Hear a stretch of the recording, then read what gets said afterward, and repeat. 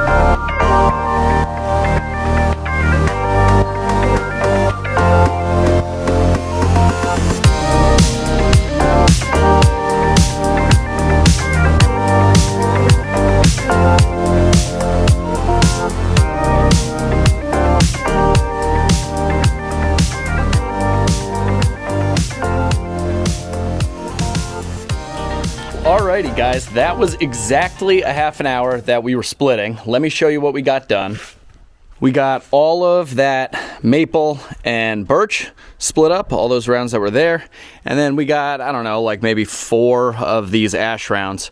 I have to be inside by 9:45. I have strict orders from the boss on that, so no wiggle room there. Just a short little splitting session, but I gotta say, the conveyor did great. Both the conveyor and the newly, modified, the extensions, let's call them, on the catch tray table of the RuggedMade log splitter, they did a fantastic job. I didn't even really have to push any of the wood off by hand, and only 2 pieces fell on the ground over here. These pieces that are on the ground over here, I threw. Those are the big crotchy pieces. I couldn't get them in the tote because I had a top on it. But I mean, you guys will see from the footage that it pushed into the conveyor fantastic. Now granted, we only ran for a half an hour, but everything seemed to be running pretty smooth. And I mean, when this thing works, as you guys know, it works well. It's just that it's been unreliable for us. So let's walk over here to the trailer and we'll take a look at how much we got done. I'm guessing, a little bit more than a face cord. Yeah, I mean, that definitely looks like it would fill up a large tote and then some. So that's a good, pile of wood for, 30 minutes of runtime. Not too shabby.